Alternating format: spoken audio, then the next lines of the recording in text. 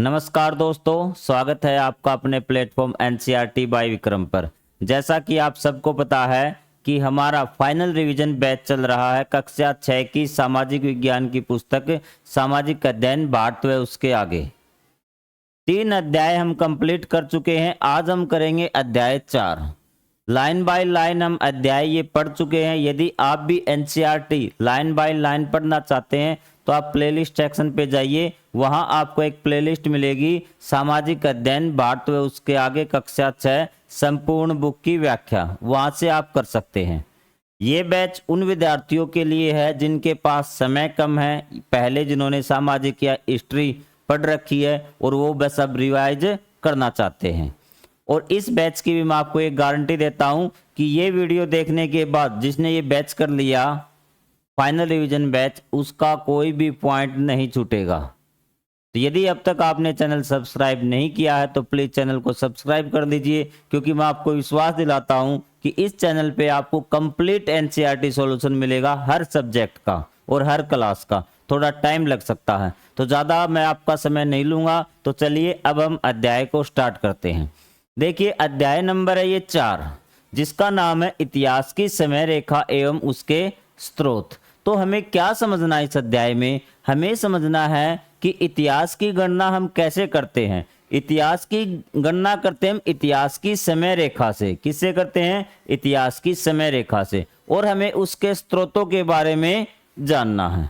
2 ही चीजें हमें इस अध्याय में पढ़नी है। एक, इतिहास की समय रेखा क्या होती है और उसके स्रोत कैसे हैं। तो ये देखिए, तो क्या आप जानते हैं कि आप कौन हैं, कहां से आए? मतलब आपको 1-2 पीढ़ी के बारे में तो पता होगा, अपने मम्मी पापा के बारे में, दादा दादी के बारे में। और आप 2-3 हजार साल पहले चले जाएंगे तो आप कैसे पता करेंगे कि आपके पूर्वज कैसे रहते थे, क्या खाते थे, कहाँ वो रहते थे? ठीक है, तो वो चीज आपको कैसे जान सकते हैं? इसका उत्तर छिपा है इतिहास में। और इतिहास को जानने के 2 खास तरीके हैं, एक समय को समझना और एक इतिहास के स्रोतों को समझना। आपको ऐतिहासिक जो समय की गणना है किस प्रकार हम करते हैं उसको समझना है, और फिर वही बात सोर्स ऑफ हिस्ट्रीज आपको पढ़नी है, स्रोतों को पहचानना है। क्लियर है बात? अब आपका कहते हैं ना, अब आपका अध्याय है वो स्टार्ट हो चुका। बिल्कुल ध्यान से आप एक एक बात समझना, क्योंकि एक बार भी आपने वीडियो कंप्लीट देख लिया तो इसका कोई क्वेश्चन आपसे बच नहीं पाएगा।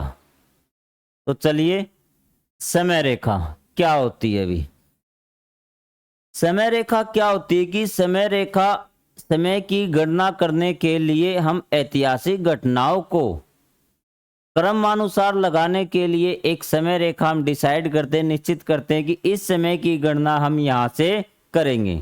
समय की गणना करने के लिए जो हमने लाइन डिसाइड की है उसको हम समय रेखा बोलते हैं, जिसमें ऐतिहासिक घटनाओं को क्रमबद्ध सजाया जाता है या लिखा जाता है। अब देखिए, अब हम इसने एक एग्जाम्पल दिया है कि तुम्हारे जीवन की मूवी बनी है अभी, लेकिन सारे सीन बेतरतीब है, तो समझ में आएगा क्या? ये देखिए, अगर आपके जीवन की फिल्म बनानी है, मूवी बनानी है, तो पहले क्या होगा? आपके माता पिता की शादी भी, फिर आपका जन्म, फिर आपका बचपन, फिर आप स्कूल जाएंगे, फिर आप पहली, दूसरी, तीसरी, 7वीं, 8वीं, 9वीं, 10वीं क्लास में जो भी आप है वो इस तरह बढ़ती जाएगी, तब तो फिल्म समझ में आएगी। लेकिन फिल्म स्टार्ट होते ही आपको 8वीं 10वीं कक्षा में दिखा दिया जाए, फिर अगले सीन में आपका जन्म दिखा दिया जाए, फिर आपके मम्मी पापा की शादी दिखाई जाए, मतलब सारी घटनाएं उल्ट पुल्ट कर दी जाए, तो क्या फिल्म आपको समझ में आएगी या नहीं आएगी?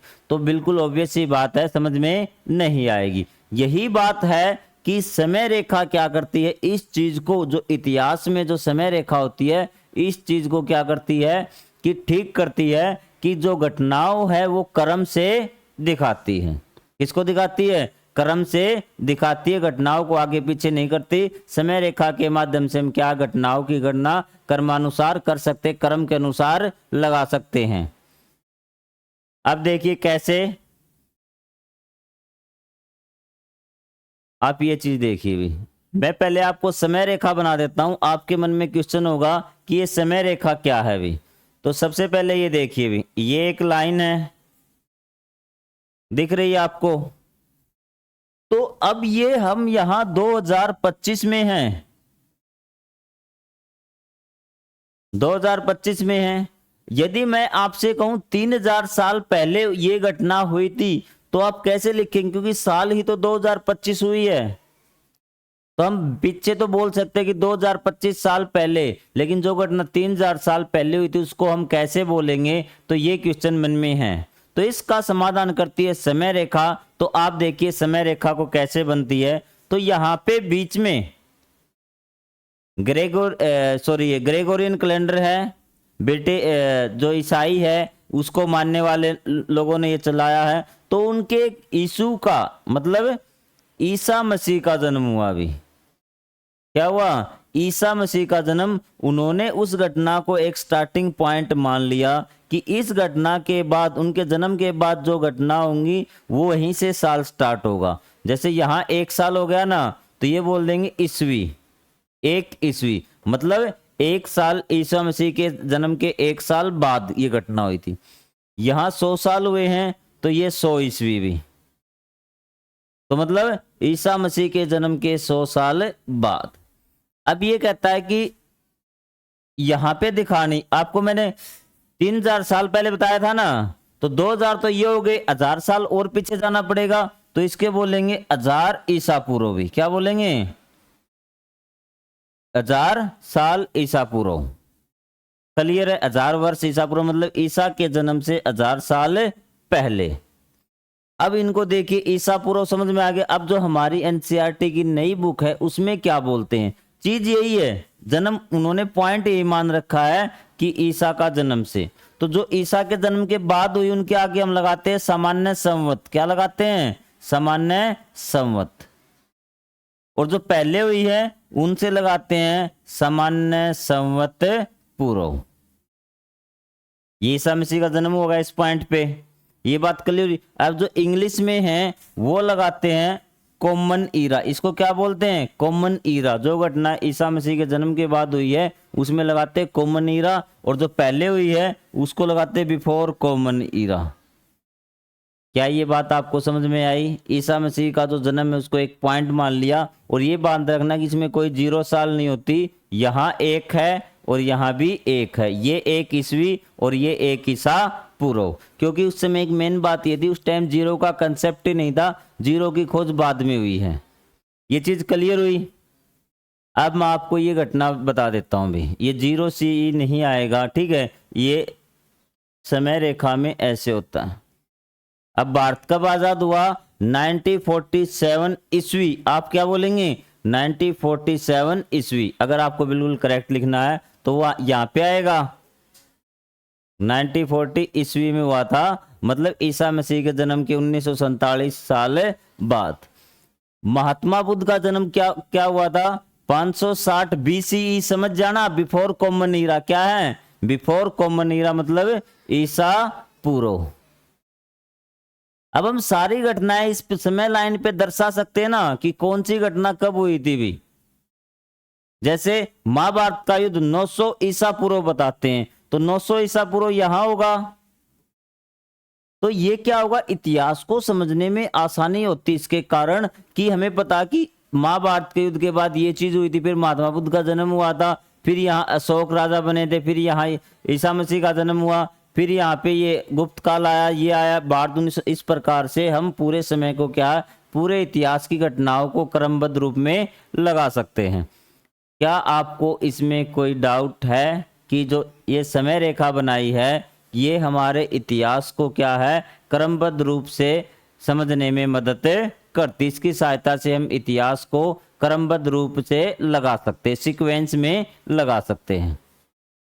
ये चीजें मैंने आपको बता दी। BC era, before common era क्या होती है। अब समय को मापने की कुछ इकाइयां दे रखी है अभी। 10 में कितने साल, 10 साल, शताब्दी में 100 साल, सहस्त्र शताब्दी में 1000 साल। ये चीज आपको याद रखनी है। क्लियर है बात। अब इतिहास को जानने के स्रोत भी। अब हम हमारे इतिहास के बारे में कैसे जान सकते हैं? कोई ना कोई तो ऐसी चीजें होंगी जिनके बारे में हम जिनसे हम इतिहास के बारे में जान सकते हैं। तो वो चीजें जो पूर्वज हमें जो पूर्वज छोड़ के गए हैं। भी पूर्वज क्या होते हैं? जो हमसे पहले इस धरती पे जन्म लिया, वो क्या है? पूर्वज हैं। तो उन्होंने किस प्रकार की चीजों से हम इतिहास के बारे में जानकारी प्राप्त कर सकते हैं? तो ये चारों चीजें आपको याद रखनी। इतिहास के स्रोत: भौतिक स्रोत, सिक्के, बर्तन, औजार, मूर्तियां, आभूषण, मकान के अवशेष जो पुराने मिलते हैं, वो क्या है? भौतिक स्रोत हैं। उसके बाद है मौखिक स्रोत, मतलब जो कहीं लिखे नहीं गए, जैसे दादा नानी की कहानियां हैं, लोकगीत है, वंशावली है, जो मुहावरे चलते आ रहे हैं, तो वो क्या है? उनके माध्यम से भी क्या है? वो लिखे नहीं गए, वो एक पीढ़ी से दूसरी पीढ़ी क्या ट्रांसफर होते आ रहे हैं, और वहीं से हमें जानकारी मिलती है इतिहास की, जिनको हम मौखिक स्रोत बोलते हैं। लिखित स्रोत क्या होंगे आपके? पुराने ताम्रपत्र, पांडुलिपियां, शिलालेख है, अखबार है, ये लिखित स्रोत है। उसके बाद कलात्मक स्रोत क्या है? पेंटिंग है, नाटक है, मूर्तियां हैं। ये आपके क्या है? कलात्मक स्रोत हैं इतिहास के बारे में जानने के लिए। तो जब आपका क्वेश्चन आ सकता है कि इतिहास के स्रोत कौन कौन से हैं, तो आप ऐसे एडिंग बना के लिखेंगे तो आपके लिए ज़्यादा बढ़िया रहेगा, और टीचर भी क्या होगा कि ये समझेगा कि बच्चों को पता है, इसलिए इसने लिख रखे हैं। वैज्ञानिक स्रोत भी। वैज्ञानिक स्रोत आपके होते हैं ये आनुवांशिकी, जो हम हमारे जो जीन्स के बारे में पढ़ते हैं ना, कि किस प्रकार से हमारे शरीर में ट्रांसफॉर्मेशन हुई है, कितने गुणसूत्र किस प्रकार चेंज हुए हैं, वो चीज़ के बारे में। जलवायु के अध्ययन के बारे में पता करते हैं कि पहले किस प्रकार की जलवायु थी, अब जलवायु कैसे चेंज हो रही है, तो वो सारे वैज्ञानिक स्रोत। रेडियो कार्बन डेटिंग, मतलब रेडियो कार्बन डेटिंग से क्या पता करते हैं कि हम जो भी आपकी पुरानी चीजें मिलती हैं उसकी उम्र का हम पता कर सकते हैं, रेडियो कार्बन डेटिंग। जब आपको मैं विज्ञान पढ़ाऊंगा उस टाइम में इसकी बताऊंगा किस प्रकार से हम ये जांच कर सकते हैं। अब आधुनिक जो इतिहास है ना आपका 10, 20, 30, 40, 50 साल का, तो उसको जानने के स्रोत आपके कौन कौन से हैं? टीवी, रेडियो, इंटरनेट, न्यूज़पेपर, इनके माध्यम से हम आधुनिक इतिहास के बारे में जान सकते हैं। तो ये बेटा ये मुझे ये बताइए, क्या आपको ऐतिहासिक स्रोत समझ में आए? क्या होते हैं? समय रेखा समझ में आ गई? चलो बड़ी अच्छी बात है, आपको ये चीजें समझ में आ गई। तो अब जो इतिहास के खोजी कौन है, उनको क्या कहते हैं वे, ये आपके क्वेश्चन कई बार पूछा जाता है। सबसे पहले भूवैज्ञानिक कौन होता है? पृथ्वी की परतों का अध्ययन करने वाला, पृथ्वी के बारे में अध्ययन करने वाला भूवैज्ञानिक होता है। जीवाश्म वैज्ञानिक कौन होता है? पुराने जीव जंतुओं के जो अवशेष मिलते हैं ना किसी चट्टानों के बीच में भूमि के अंदर दबे हुए, तो उनका अध्ययन करने वाला जीवाश्म वैज्ञानिक। पुरातत्वविद क्या होता है? खुदाई करके चीजें ढूंढते हैं पुरानी, तो उसको बोलते हैं पुरातत्वविद भी। और इतिहासकार क्या है? जानकारी को जोड़कर इतिहास वो लिखते हैं, लिखित रूप में वो ऐतिहासिक घटनाओं का पता करते हैं, वो आपके होते हैं इतिहासकार। और मानव वैज्ञानिक क्या है? समाज और संस्कृति का जो अध्ययन करते हैं वो होते हैं आपके मानव वैज्ञानिक। ये आपको पांचों चीजें याद रखनी है। कई बार एक नंबर में एमसीक्यूज में पूछ लेता है कि जीवाश्म वैज्ञानिक क्या होता है, इतिहासकार क्या होता है। इतिहासकार क्या है? ऐतिहासिक घटनाओं को जोड़कर इतिहास बनाता है, जैसे ग्रंथों से, किताबों से, उन चीजों से। मतलब ये जो चीजें देते हैं ना, ये सभी मिलके जो चीजें देते हैं इतिहासकार, उनको जोड़कर आपस में क्या है? ऐतिहासिक चीज, इतिहास लिखता है। ये चीज समझ में आई आपको? अब मानव इतिहास का सफर भी, ये है मानव किस प्रकार, अब हम हमारे बारे में जान रहे हैं कि हम यहां तक कैसे पहुंचे भी। तो सबसे पहले मानव होमोसैपियन था। क्या था? होमोसैपियन था। 3 लाख साल पहले पृथ्वी पर हम आए थे। हम पृथ्वी पर कब आए थे? 3 लाख साल पहले हम पृथ्वी पर आए थे।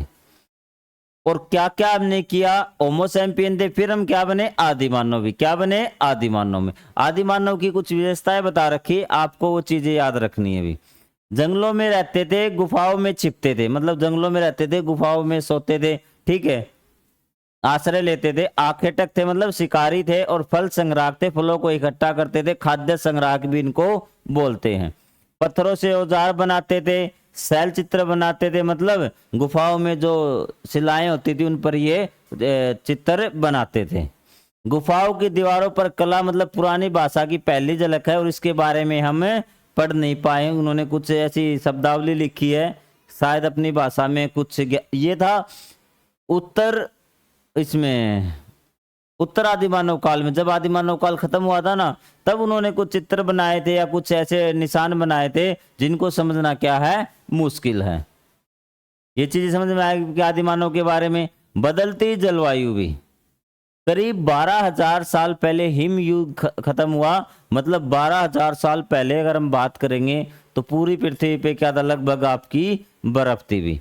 फिर धीरे धीरे क्या हुआ कि जो नदी थी ये बर्फ पिघलनी हुई, स्टार्ट हुई और इन्होंने ये नदियां बहने लगी पृथ्वी पे। नदियां बहने लगी तो जलवायु गर्म होने के कारण क्या, नदियां बहने लगी और फिर नदियों के किनारे लोगों ने रहना स्टार्ट किया। यहां तक कोई डाउट कि 12,000 साल पहले क्या था, हिमयुग था। फिर क्या हुआ, लोगों ने खेती शुरू की, जानवर पालतू बनाए, स्थायी गांव बसाए, मिट्टी के बर्तन उन्होंने बनाने स्टार्ट किए। बिल्कुल धीरे धीरे सारी चीजें एक क्रम वाइज हो रही थी भी। और फिर क्या हुआ, गांव से नगर और नगर से फिर सभ्यता की खोज हुई, खेती से भोजन अधिक हुआ, जनसंख्या बढ़ी, गांव बने, आदान प्रदान शुरू हुआ। मतलब पहले क्या थे, चीजों के बदले में चीज खरीदते थे। अगर कोई चीज खरीदनी होती तो कोई वस्तु देनी पड़ती, इसको बोलते थे वस्तु विनिमय। क्या बोलते थे, वस्तु विनिमय। धातु तांबा लोहा के औजार बनने, व्यापार हुआ और सभ्यता का जन्म हुआ। किसका जन्म हुआ, सभ्यता का जन्म हुआ। सॉरी, थोड़ी सी तबीयत खराब है मेरी। विषय अब देखिए, निष्कर्ष देखिए पाठ का। समय रेखा क्या है, इतिहास को सही क्रम में समझने का उपकरण क्या है, समय रेखा। स्रोत क्या है, इतिहास की जानकारी पाने का माध्यम क्या होते हैं, ऐतिहासिक स्रोत होते हुए। कोई भी ऐसी चीजें जिनके बारे में हम इतिहास से की जानकारी ले सकते हैं वो ऐतिहासिक स्रोत। आदिमानव आपने पढ़ लिया, क्या होते, क्या थे आदिमानव, प्रकृति पर निर्भर थे, समूह में रहने वाले शिकारी क्या थे, आदिमानव थे। सभ्यता की शुरुआत कृषि, पालतू जानवर, गांव, धातु व्यापार के साथ है सभ्यता की शुरुआत। जब आदिमानव ये काम करने सीख गया तो सभ्यता की शुरुआत हुई। अब आपके लिए एक क्वेश्चन है, अगर एक सिक्का या बर्तन तुम्हारे बारे में कहानी सुना रहा हो तो क्या वो ये बताएगा कि तुमने क्या खाया था, कहाँ रहते थे, कैसे सोचते थे। इतिहास सिर्फ जानकारी नहीं, अपने वजूद को पहचानने की कोशिश है। आप सिक्के को छोड़िए, यहाँ सिर्फ एक बर्तन के बारे में भी, आपके घर में जिसमें खाना बनता है, अगर वो आपके जीवन की कहानी सुनाए कि आप क्या खाते थे, क्या वो नहीं बता सकता। तो आप सोच के लिखिए और अपने इतिहास के बारे में पता लगाने की कोशिश कीजिए। और अगर आपको कंप्लीट ही इसका निचोड़ करना तो आप एनसीईआरटी का जो लाइन बाय लाइन जरूर पढ़िए और उसके बाद उसके अभ्यास के प्रश्न उत्तर भी करिए। एनसीईआरटी में मैं आपको एक पॉइंट की भी दिक्कत नहीं आने दूंगा। और चैनल को प्लीज सब्सक्राइब कर लीजिए। मिलेंगे अगले अध्याय में, अध्याय नंबर 5 में। तब तक के लिए जय हिंद, जय Bharat. Thank you very much.